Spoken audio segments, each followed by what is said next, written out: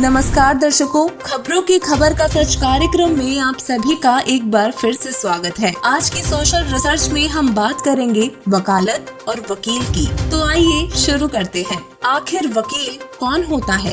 एक वकील जो कानून का पालन करता है, एक वकील जिसने कानून में डिग्री हासिल की होती है और उसके पास एक विशेष क्षेत्र में कानून का अभ्यास करने का लाइसेंस होता है। यदि मामला अदालत में जाता है तो वकील अदालत में अपने ग्राहक का प्रतिनिधित्व करता है।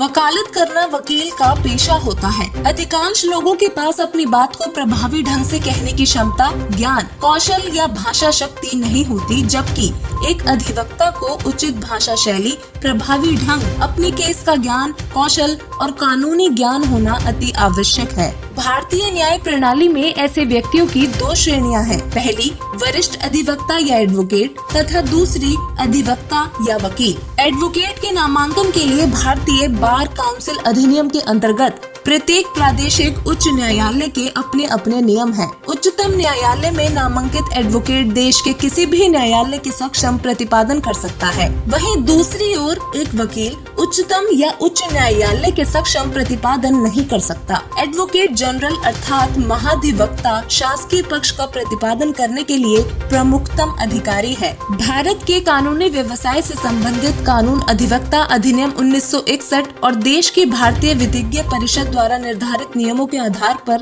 संचालित होता है। कानून के क्षेत्र में काम करने वाले पेशेवरों के लिए यह स्वनिर्धारित कानूनी संहिता है, जिसके तहत देश और राज्यों की बार काउंसिल का गठन होता है। वकील की अपने क्लाइंट या ग्राहक के प्रति जिम्मेदारी इस प्रकार है। एक वकील की नौकरी की जिम्मेदारियों में आमतौर पर न्यायालयों में ग्राहकों को सलाह देना और उनका प्रतिनिधित्व करना, ग्राहकों के साथ संवाद करना और मामले में शामिल लोग कानूनी समस्याओं का अनुसंधान और विश्लेषण करना, व्यक्तियों और व्यवसायों के लिए कानूनों की व्याख्या करना आदि शामिल है। एक वकील कानूनी मुद्दों पर अनुसंधान करता है और कानूनों, नियमों और फैसलों की व्याख्या करने के लिए योग्य होता है। वे वसीयत, कर्म, अनुबंध, मुकदमे और अपील जैसी कानूनी दस्तावेज तैयार करते हैं। वे कानूनी सहायकों की तरह काम करते हैं। एक वकील इस पेशे के कई अलग अलग क्षेत्रों में विशेषज्ञता हासिल कर सकता है। अब बात करते हैं कानून के दायरे में न्यायालय की भूमिका की। भारत में जिला स्तर पर न्याय देने के लिए निर्मित न्यायालय जिला न्यायालय कहलाते हैं। ये न्यायालय एक जिला या कई जिलों के लोगों के लिए होते हैं, जो जनसंख्या तथा मुकदमों की संख्या को देखते हुए तय की जाती है। ये न्यायालय उस प्रदेश के उच्च न्यायालय के प्रशासनिक नियंत्रण में काम करते हैं। जिला न्यायालय द्वारा दिए गए निर्णयों को संबंधित उच्च न्यायालयों में चुनौती दी जा सकती है। इसी प्रकार उच्च न्यायालय द्वारा दिए गए निर्णय को संबंधित सर्वोच्च न्यायालय में चुनौती दी जा सकती है। वहीं सर्वोच्च न्यायालय के निर्णयों की चुनौती राष्ट्रपति को दी जा सकती है। आजादी से पहले के भारत में वकालत की भूमिका कुछ इस प्रकार थी। वकालत करना या पैरवी का प्रयोग प्राचीन काल से ही होता आया है। पहले के समय में राजा महाराजाओं के दरबार में अदालत लगा करती थी, जिसमें राजा के मंत्रिमंडल के व्यक्ति अधिवक्ता बनते थे और अपराधी को एक कटघरे में पेश किया जाता था। उस समय राजा स्वयं न्यायाधीश का कार्य किया करते थे। पौराणिक कथाओं में हमने कई बार यह सुना है कि किस प्रकार रामायण में श्री राम और महाभारत में युधिष्ठिर न्याय का शासन किया करते थे। कई ऐसे भी राजा हुआ करते थे जो झूठी और अत्यंत कठोर सजाएं सुनाकर घोर पाप के भागी बन जाते थे। उस समय अपराधी को अपना पक्ष रखने की अनुमति नहीं होती थी, न ही अपराधी को अपने लिए एक वकील रखने की अनुमति दी जाती थी। राजा का प्रतिनिधित्व करने वाले मंत्रिमंडल ही वाद विवाद के जरिए पैरवी किया करते थे। परिणाम स्वरूप कई दफा निर्दोष व्यक्तियों को सजा सुना दी जाती थी और कई गुनहगार व्यक्ति सम्मान के साथ बाइज्जत बरी कर दिए जाते थे। वकालत इंग्लैंड का राजशाही पेशा रहा है। सम्भ्रांत घरानों के लोग वकालत करते थे। वकील के गाउन में पीछे दो जेब होती थी। पीछे की दो जेबों का अर्थ था अपने क्लाइंट से कोई राशि नहीं मांगी जाना, अर्थात क्लाइंट जो चाहे अपनी इच्छा अनुसार जेब में पारिश्रमिक डाल जाए। परंतु अब के वकील अपने ग्राहकों से मोटी फीस तो लेते ही है और मौका पड़ने पर सामने वाली पार्टी से रिश्वत लेने से भी नहीं चूकते।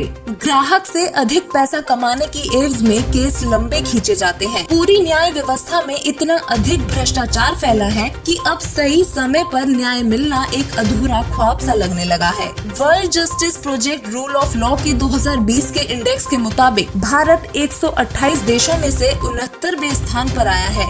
इसका अर्थ यह है कि भारत की न्यायपालिका भारत के नागरिकों को न्याय दिलाने में सक्षम नहीं है। ऐसे न्यूज का उद्देश्य भ्रष्ट न्यायपालिका, सुस्त वकालत, कानून में फैली ऊपर से लेकर नीचे तक की रिश्वतखोरी, कानूनी डर तथा बिक चुके न्याय की वर्तमान स्थिति को आपके सामने उजागर करना है। जैसे हाथ की 5 उंगलियां बराबर नहीं होती, वैसे ही पूरी न्यायपालिका भी खराब नहीं है, परंतु जिन जिन के हाथों में न्याय की डोर है वो ही लोग उसमें गांठ लगाते रहे हैं। हम न्याय प्रिय सामाजिक समुदाय का हिस्सा है व आज भी न्यायालय और न्याय प्रणाली का सम्मान करते हैं। हम सरकार से अनुरोध करते हैं कि न्यायपालिकाओं में फैले भ्रष्टाचारी जजों व वकीलों को जल्द से जल्द पद मुक्त किया जाए। न्यायालय को मंदिर की उपमा दी गई है और कानून को अंधा कहा जाता है, ताकि वे अपना पराया जाति और रंग को देखकर भेदभाव पूर्ण न्याय न करे। धरती पर रहने वाला मनुष्य भले अपने कार्य ईमानदारी से नहीं करता, लेकिन ईश्वर द्वारा बनाए गए कानून व नियम अंधे नहीं होते। ईश्वर की अदालत में तिल तिल का लेखा जोखा होता है। इसी विषय में आदरणीय संत गरीबदास जी कहते हैं, तुमने उस दरगाह का महल नहीं देखा, धर्मराज के तिल तिल का लेखा। जब किसी जीव की मृत्यु होती है तब उस आत्मा को धर्मराज के दरबार में ले जाया जाता है। वहाँ धर्मराज, जो पूरे ब्रह्मांड का न्यायाधीश है, जीव आत्मा के पूरे जीवन के सभी कर्मों का मुकदमा चलाते हैं। उस समय उस जीव के वकील के रूप में उसके गुरु वहाँ 1000 होते हैं, परंतु 1000 गुरु बनाने से अच्छा है एक सच्चा सदगुरु ढूंढकर जीवित रहते उसे अपना गुरु बनाया जाए, क्योंकि जन्म मरण रूपी दीर्घ रोग से छुटकारा पाने के लिए सदगुरु रूपी वकील बनाना अनिवार्य है। इसी विषय में पूर्ण परमात्मा कबीर साहिब जी कहते हैं, कर ले गुरु वकील मुकदमा भारी है, यमपुर का टिकट कटेगा रे, सारा कुनबा दूर हटेगा रे, तेरे पास न कोई जुटेगा रे, तेरी कौन करे तामील। वर्तमान समय में सभी मनुष्यधारी प्राणियों के लिए संत रामपाल जी महाराज जी ही वो वकील हैं जो जन्म मरण के भारी मुकदमे से आपको बचा सकते हैं। धन्यवाद।